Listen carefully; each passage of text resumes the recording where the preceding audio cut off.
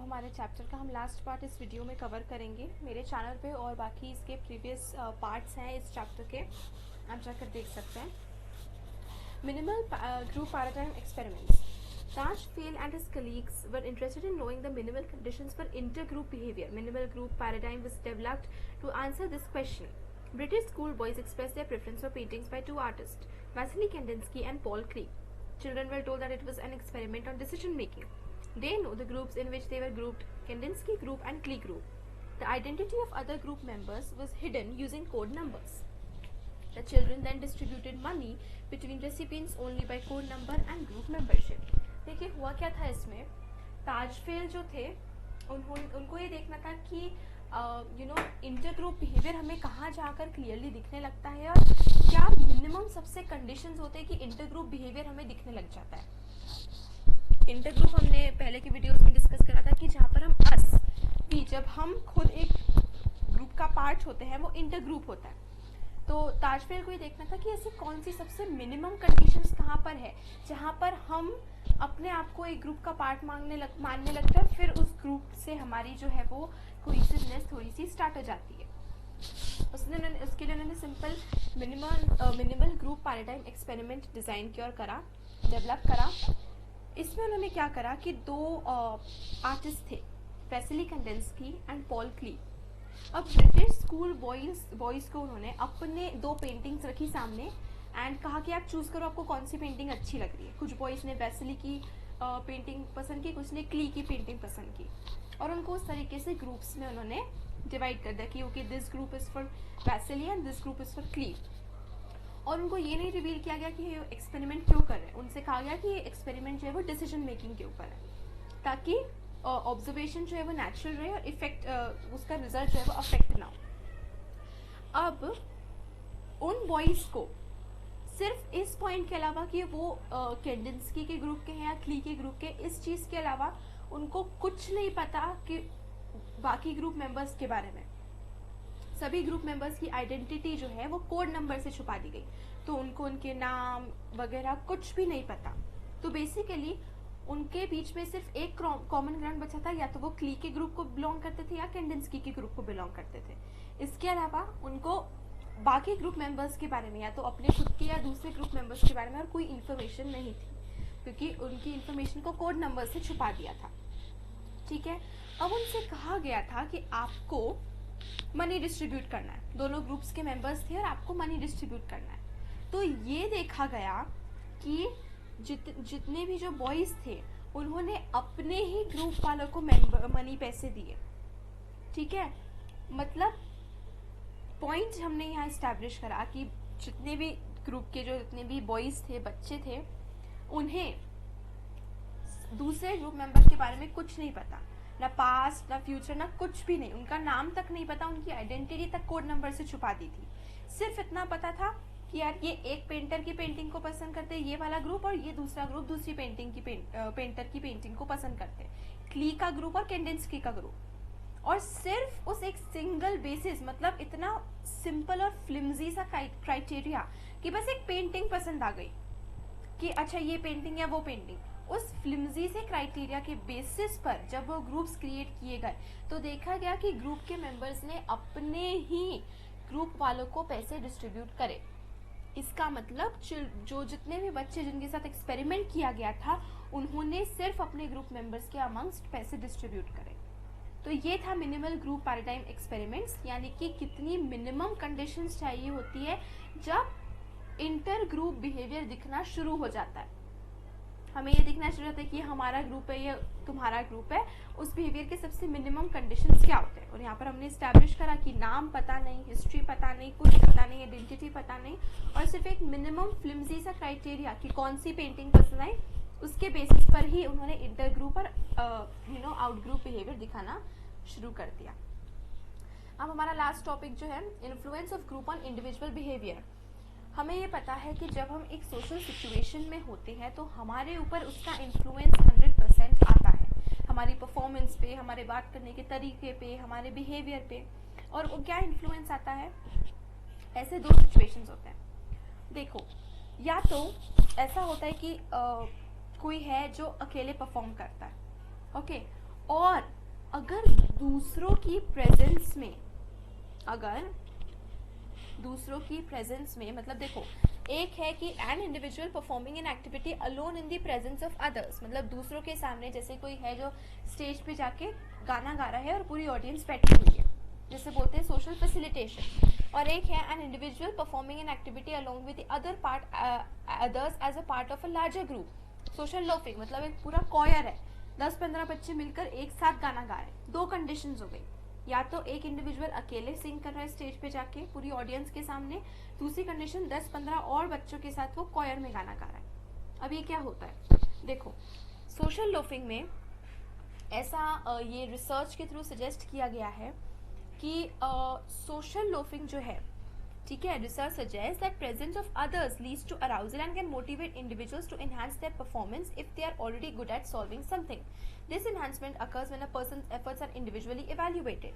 So social loafing के case में अगर एक इंडिविजुअल का परफॉर्मेंस इंडिविजुअली इवेल्युएट हो रहा है, जैसे कि हम कई बार कॉयर्स में देखते हैं, ग्रुप्स, जब ग्रुप्स में कॉयर में गाना गाते हैं तो कुछ गाने के ऐसे पार्ट है जो सभी को नहीं आते हैं, तो टीचर या जो भी उनके मास्टर होते हैं वो क्या करते हैं, किसी एक पर्टिकुलर इंडिविजुअल या स्टूडेंट को बोल देते हैं कि गाने का ये वाला पार्ट तुम गाओ.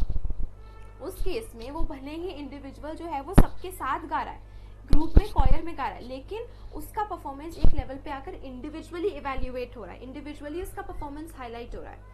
ऐसे केस में उसके एफर्ट्स जो है वो बढ़ जाते हैं, उसका परफॉर्मेंस जो है वो बेटर हो जाता है. एक दूसरा केस होता है कि जब हम साथ में परफॉर्म करते हैं ना, तो ऐसा रिसर्चेस के थ्रू पता लगा है कि हमारी इंडिविजुअल परफॉर्मेंस जो है वो कम हो जाती है.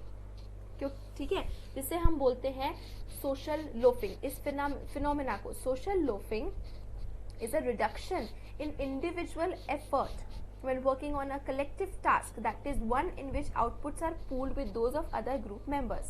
देखो होता ये है कि कॉयर में भी ना, अगर हम इंडिविजुअली देखें और कॉयर में एक इंडिविजुअल का परफॉर्मेंस देखें, तो कॉयर में जब वो गाता है उसका परफॉर्मेंस थोड़ा सा हमें हो सकता है कि कम दिखे, वो अपने एफर्ट्स को कम लगाए, क्योंकि उससे ऐसा लगने लगता है कि मैं कितना भी फोर्स लगा लूँ, आना तो मेरा परफॉर्मेंस पूरा ग्रुप के साथ ही हाईलाइट है, मेरा इंडिविजुअल परफॉर्मेंस तो हाईलाइट होना नहीं है, तो मैं इतना एफर्ट क्यों लगाऊं. एंड एक और फीलिंग होती है कि यार हम सभी अगर गा रहे हैं तो अच्छा हो ही जाएगा वो, मैं अगर अपना थोड़ा कम एफर्ट भी लगाऊंगा, मैं अपना थोड़ा कम ही एफर्ट भी उसमें मेरी परफॉर्मेंस में दूंगा, तो वो बहुत ज़्यादा पूरे ओवरऑल उस पर अफेक्ट नहीं करेगा. ऐसी जो है वो फीलिंग आ जाती है, जिससे जैसे सोशल लोफिंग का फिनोमेना होता है, which is reduction in individual effort when working on a collective task, that is one in which outputs are pooled with those of other group members. ठीक है, तो ये हमने सोशल लोफिंग हमने ये थोड़ा सा समझा. This phenomena has been demonstrated in many experiments by Latane and his associates, who asked group of male students to clap or cheer as loudly as possible as they were interested in knowing how much noise people make in social settings. ठीक है, तो उन्होंने क्या करा, लताने और उनके associates ने एक एक्सपेरिमेंट करा जिसमें उन्होंने बोला कि आपको जितनी जोर से हो सके आपको क्लैप करना है. ठीक है, और उन्होंने अलग अलग साइज के ग्रुप बनाए कि या तो वो इनको अकेले भी क्लैप करने के लिए बोला, या दो लोगों के ग्रुप में क्लैप करने के लिए बोला, 4, 6, बहुत बड़ा ग्रुप, ऐसे अलग अलग साइजेस के ग्रुप बनाए, अकेले क्लैप करने को बोला. तो रिजल्ट्स के थ्रू हमें ये पता चला कि जब इंडिविजुअल एक इंसान ने क्लैप करा, उसके मुकाबले जब पूरे ग्रुप ने एक साथ क्लैप करा, उसका नॉइज लेवल जो है वो कम हुआ. देखो हुआ ये कि यार जब एक इंसान क्लैप कर रहा है और 10 लोग क्लैप कर रहे हैं, तो आवाज़ तो ऑफ कोर्स 10 वाले की ज़्यादा आएगी. तो हुआ तो ऐसा है कि जब इंडिविजुअल ने या 2 लोगों ने क्लैप करा और जब 8 लोगों ने मिलकर क्लैप करा, तो 8 लोगों की आवाज़ तो ज़्यादा आई, पर इंडिविजुअली जितनी वॉइस 1 या 2 के ग्रुप में आ रही थी, वो इंडिविजुअल नॉइस का लेवल जो है वो कम हो गया. ठीक है, the results of the study show that although the total amount of noise rose up, क्योंकि 10 लोग एक साथ क्लैप कर रहे हैं तो टोटल अमाउंट ऑफ नॉइज तो ऊपर गई, लेकिन इंडिविजुअली जितना पार्टिसिपेंट पहले क्लैप कर रहे थे, उतनी नॉइज लेवल एक पार्टिसिपेंट बड़े ग्रुप में उसने नहीं निकाली. तो ये एक्सपेरिमेंट इसने सोशल लोफिंग के एक्सपेरिमेंट को प्रूव करा. ओके, और सोशल लोफिंग क्यों होती है, इसके रीजन यहाँ पे दिए हुए हैं. First, group members feel less responsible for the overall task being performed and therefore exert less effort. मतलब वो पूरी देखो, जब इंडिविजुअल परफॉर्म करते हैं तो पूरा प्रेशर हम पर होता है, हम पूरी तरीके से रिस्पॉन्सिबल फील करते हैं कि मैंने गड़बड़ की तो दैट एक्ट इज गॉन। जब हम ग्रुप में परफॉर्म करते हैं तो होता है कि ठीक है, ग्रुप सब मिलके परफॉर्म कर रहे हैं, मैं इतना एफर्ट नहीं भी लगाऊं तो वो एक साथ आ जाएगा, ऐसा लगता है। Second reason, motivation of member decreases because they realize that their contribution will not be evaluated on individual basis. होता है, हमें ये लगने लगता है कि यार मैं कितना भी एफर्ट लगा लूँ उससे क्या फर्क पड़ता है, मेरा परफॉर्मेंस हाईलाइट होकर तो आएगा नहीं। मैं अगर पूरे कॉयर में सबसे बेस्ट भी सिंग कर लूँगा, सबसे अच्छा भी गा लूँगा मेहनत करके, तो उससे भी कोई मेरी अलग से तारीफ तो नहीं होगी कि इसने अच्छा गाया, वो तो पूरा ग्रुप का एक साथ इवेल्युएशन होगा। तो इस वजह से वो अपने इतने एफर्ट्स नहीं पुटअप करते हैं। The performance of the group is not to be compared with other groups.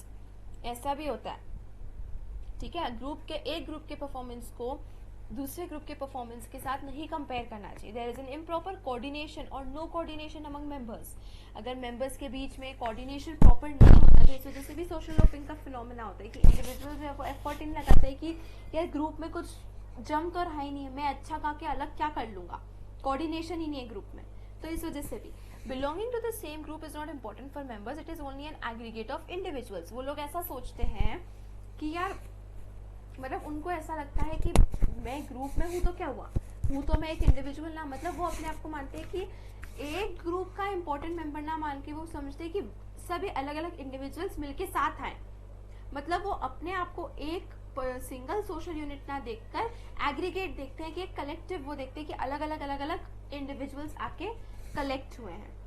इस तरीके से होप आप समझ पा रहे हो डिफरेंस कि सेम ग्रुप सोशल यूनिट ना देख के इंडिविजुअल्स का एक कलेक्शन देखते हैं कि बहुत सारे इंडिविजुअल्स साथ मिलके आए एंड नॉट कि हम सभी एक हैं।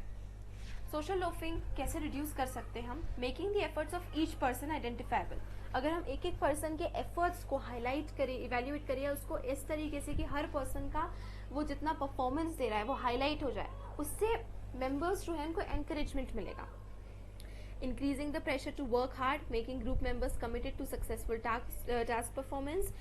ठीक है, मतलब उनके ऊपर ही प्रेशर हो कि आपको बेस्ट करना है, अपना बेस्ट दो, ग्रुप में है तो क्या हुआ, बेस्ट दो, जीतना है, एंड ऐसे इस तरीके से उन पर प्रेशर बनाना ताकि वो एक अच्छा परफॉर्मेंस दे, सक्सेसफुल परफॉर्मेंस दे। क्योंकि जब इंडिविजुअली हम बेस्ट परफॉर्मेंस देते हैं तो ग्रुप में हाईलाइट वो चीज़ दिखती है, it is shown in the group कि यार परफॉर्मेंस अच्छा होता है। ऐसा नहीं है कि आप इंडिविजुअल ग्रुप में अच्छा एफर्ट करोगे तो उसमें फर्क नहीं दिखेगा, फर्क दिखता है।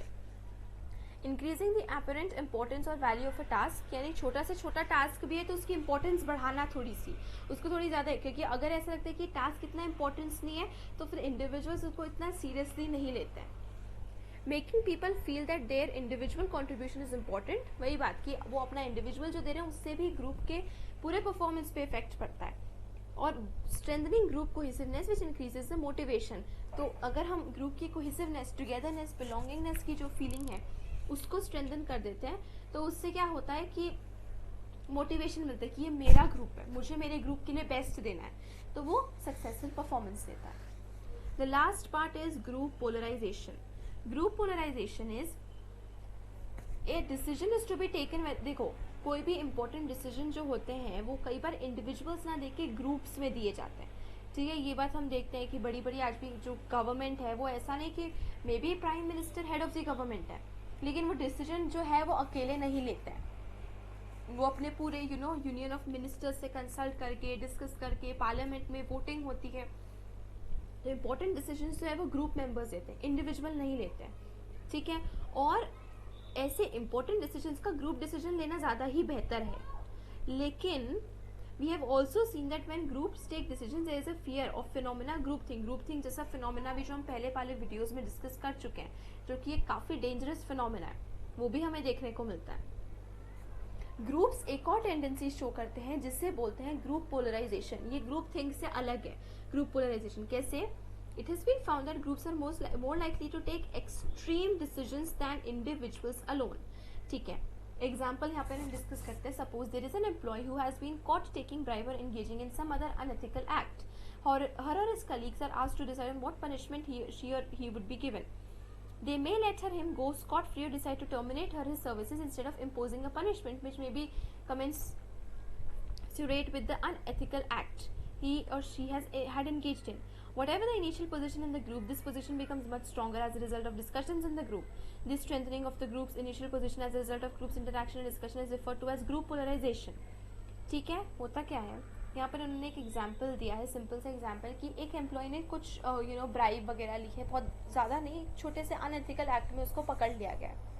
अगर हम इंडिविजुअली जाके उसके कलीग से पूछते कि इसको क्या पनिशमेंट मिलनी चाहिए, क्या नहीं मिलना चाहिए, तो ठीक है, वो थोड़ा सा ऐसा बोलेंगे कि यार उसको 10 दिन के लिए सस्पेंड कर दो थोड़ा सा, या फिर उसका सैलरी में से कट कर लो, ऐसे छोटा थोड़ा सा माइनर पनिशमेंट उसको सजेस्ट करेंगे.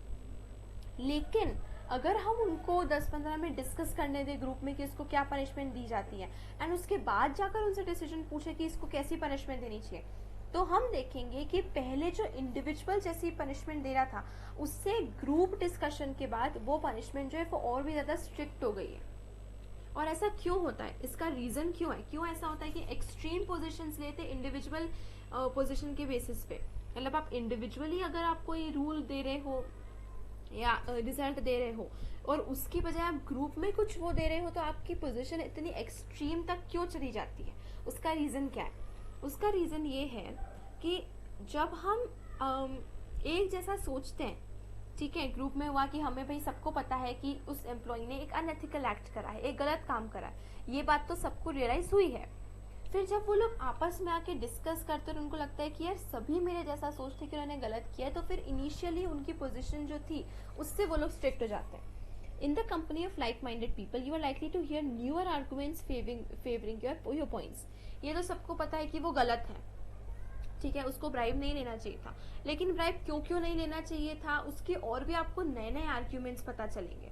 कोई बोलेगा कि यार मेरी फैमिली के साथ भी ऐसी कंडीशंस है, मैं इतना वो हूँ, मैं ऐसा हूँ, उसके बाद भी मैं ब्राइब नहीं देता हूँ, ब्राइब मैंने नहीं ली, मैंने करप्शन नहीं किया. तो आपको लगेगा कि हाँ यार ब्राइब अनएथिकल एक्ट है, लेकिन आप इसको देखो, ये भी सफ़र कर रहा है, ये भी बहुत ग्रिम कंडीशंस में, इसके बाद भी उसने नहीं ली. कोई बोलेगा कि यार ब्राइब लेने की वजह से ऐसा हुआ था, वो अपना कोई स्टोरी अनफोल्ड करेगा, तो आपको लगेगा कि यार देखो ब्राइब लेने की वजह से इसके साथ ऐसा हुआ.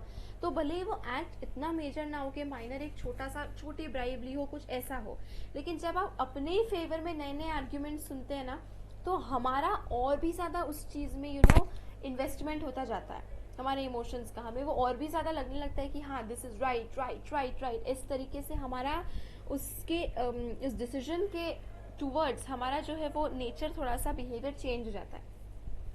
When you find others also favoring capital punishment, you feel that this view is validated by the public. This is a sort of bandwagon effect. When you find people having similar views, you are likely to perceive them as in group. ठीक है, तो 3 क्या reason होता है.